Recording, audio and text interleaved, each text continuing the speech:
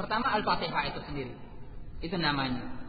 Sebagaimana yang kita ungkapkan di awal pertemuan bahwasanya dinamakan dengan Al-Fatihah karena penulisan surat-surat ayat-ayat Al-Qur'an dimulai dengan Al-Fatihah, kemudian dengan Al-Fatihah dibuka bacaan Al-Qur'an di dalam salat. Dan penamaan yang berikutnya adalah dengan Ummul Kitab, Ini adalah menurut pendapat jumhur bahwasanya salah satu nama daripada surat Al-Fatihah itu adalah Ummul Kitab, induknya Al-Kitab, Kemudian yang berikutnya Ummul Quran, yaitu Al-Fatihah dinamakan dengan Ummul Quran, induknya Al-Quran, sebagaimana datang dari hadis Abi Hurairah yang dikeluarkan oleh Imam Tirmidzi rahimahullah. Qala Rasulullah sallallahu alaihi wasallam, alhamdulillahi rabbil alamin, Ummul Quran wa Ummul Kitab wa Sab'ul Masani wal Qur'anul Azim. Alhamdulillahi rabbil alamin, yaitu surat Al-Fatihah itu adalah Ummul Quran. Dia adalah Ummul Quran dan Ummul Kitab dan As-Sab'ul Masani. Ini nama yang berikutnya, nama yang keempat, Sab'ul Masani wal Qur'anul Azim dan Al-Qur'anul Azim. Jadi Al-Fatihah juga dinamakan dengan Al-Qur'anul Azim. Jadi Al-Qur'anul Azim dinamakan, itu adalah salah satu nama daripada surat Al-Fatihah, menunjukkan besarnya kandungan Al-Fatihah di antara ayat-ayat yang lain, sehingga Al-Fatihah dinamakan sebagai Al-Qur'anul Azim. Kemudian nama berikutnya Alham, di mana para ulama, para sahabat dan para tabi'in terkadang menamakan satu surat itu adalah dengan kata-kata pertama daripada ayatnya. Seperti di sini surat Al-Fatihah dinamakan dengan surat Alham karena dimulai dengan Alhamdulillahirabbil alamin. Dimulai dengan Alhamdulillahirabbil alamin. Adapun tentang apakah dia sebagai ayat yang pertama ataupun ayat yang kedua, nanti insyaallah akan kita susul tentang permasalahan ini. Dan Al-Fatihah nama lainnya adalah As-Salat. Salat itu adalah nama daripada nama-nama surat Al-Fatihah. Dan ini penamaan ini datangnya dari Rasulullah sallallahu alaihi wasallam ketika beliau membawakan hadis qudsi. Yaitu hadis qudsi yang beliau riwayatkan dari Allah Subhanahu wa taala. Allah Subhanahu wa taala berkata, qasamtus sholata baini wa baina 'abdi nisfaini. Aku membagikan as-shalah. Nanti apa maksud yang dimaksud salat yang dibagikan oleh Allah Subhanahu wa taala antaraku dan hambaku menjadi dua bagian. Aku bagikan salat antaraku dan antara hambaku menjadi dua bagian. Sebagiannya untuk hambanya dan sebagiannya untuk Allah Subhanahu wa taala. Salat yang mana yang dimaksud? Maka akan datang setelahnya fa idza qala alhamdulillahirabbil alamin. Nah, ini yang dimaksud salat tersebut adalah surat Al-Fatihah. Ketika dia membaca alhamdulillahirabbil alamin, qala Allahu hamadani abdi. Allah Subhanahu wa taala mengatakan hambaku memujiku. Kemudian sampai akhir daripada hadis. Yang kita inginkan bahwasanya di dalam hadis ini Allah Subhanahu wa taala menamakan surat Al-Fatihah dengan as-salat, dengan as-salat, menunjukkan bahwasanya daripada nama-nama surat Al-Fatihah itu adalah as-salat, yang mana keutamaannya Allah Subhanahu wa taala membagikan pahala ganjaran bacaannya menjadi dua, untuk Allah Subhanahu wa taala dan untuk hambanya. Yang awalnya itu adalah berupa pujian sanjungan kepada Allah Subhanahu wa taala, yang itu adalah untuk Allah, dan yang akhirnya ditutupi dengan doa. Doa itu adalah semata-mata untuk hambanya. Sebagaimana yang akan kita bacakan hadis lengkapnya di berikutnya. Ini tentang beberapa nama surat Al-Fatihah. Dari nama-nama tersebut kita mengetahui keagungan surat Al-Fatihah. Daripada nama-nama Al-Fatihah yang sabit. Di sana ada nama-nama disebutkan oleh para ulama, namun pendalilannya sebagainya dhaif. Sebagainya pendalilannya dhaif, seperti Asy-Syifa, seperti Asasul Quran, Al-Kafiyah dan Waqiyah. Namun dari ketika dilihat kepada sisi pendalilannya makin lemah. Masih satu lagi nama yang termasuk kuat juga pendalilannya, yaitu Ar-Ruqyah. Ruqyah. Surat Al-Fatihah dinamakan dengan Ruqyah. Ruqyah dari bahasa kita adalah pengobatan. Di hadis Abi Sa'id fi sahih, hina raqa biha ar-rajul as-salim, faqala lahu Rasulullah SAW, wa ma yudrika annaha ruqyah. Sebagaimana dalam hadis Abi Sa'id yang dikeluarkan oleh Bukhari dan Muslim, ketika beliau meruqyah dengan surat Al-Fatihah seorang yang kena serangga.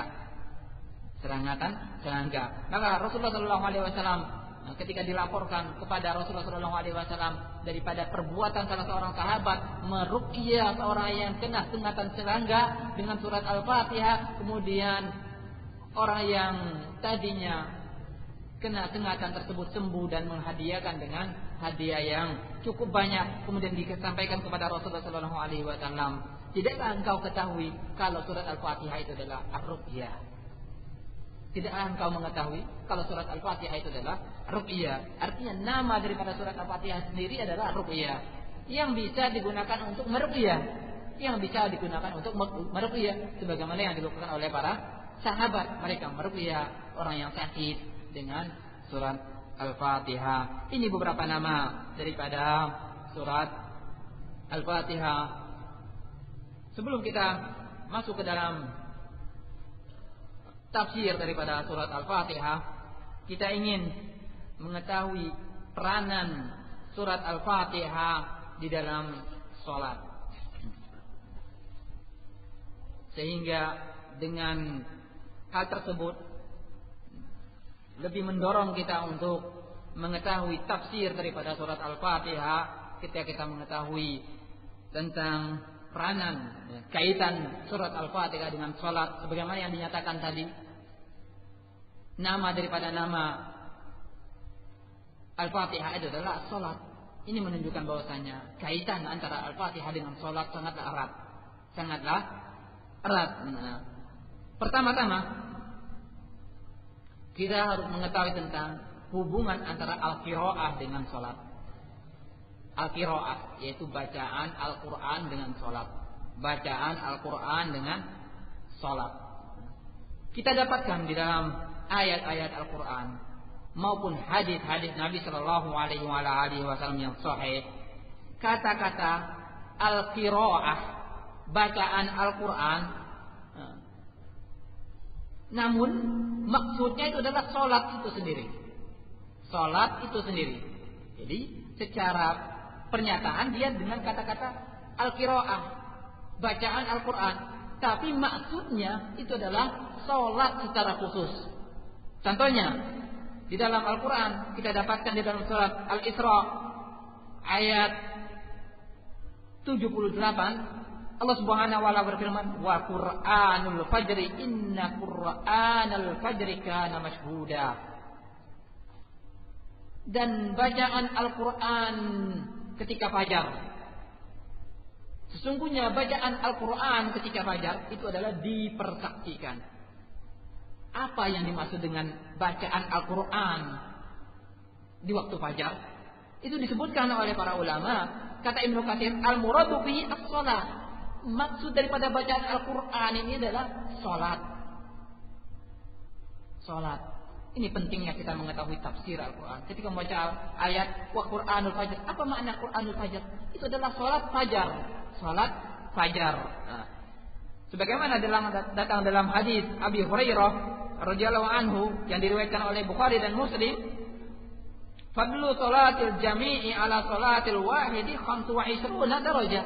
Keutamaan salat berjamaah dengan salat sendiri sebanyak 25 derajat. wa tattami'u malaikatul laili wa malaikatun nahar fi salatil fajr. Dan malaikat yang mencatat amalan pada malam hari dan malaikat yang mencatat amalan pada siang hari berkumpul ketika salat fajar. Ketika salat fajar bertemu mereka saat itu, sama-sama menulis amalan ketika yang dilakukan ketika salat fajar tersebut. Yaqulu Abu Hurairah, "Iqra'u in syi'tum wa Qur'anal fajri inna Qur'anal fajri kana mashhuda." Bacalah jika kalian suka, yaitu Al-Qur'an Al-Fajr. Itu membuktikan bahwasanya keutamaan daripada salat berjamaah di salat subuh.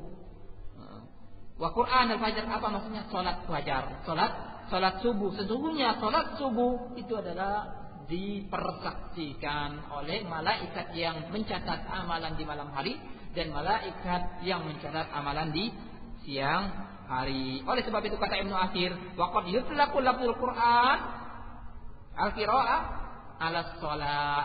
Terkadang lafazan al-qira'ah, lafaz al-qira'ah dinyatakan untuk salat.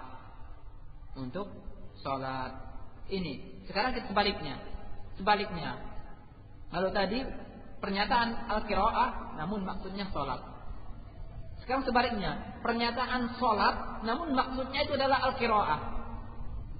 Pernyataan salat namun dari kata salat itu yang diinginkan itu adalah apa namanya itu?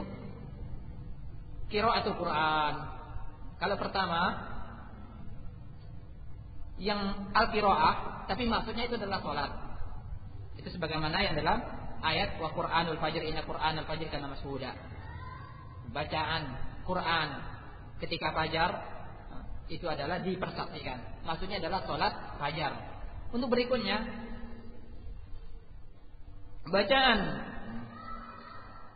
pernyataan salat, kata-kata salat, tapi yang diingin daripada kata-kata salat tersebut adalah bacaan Al-Qur'an.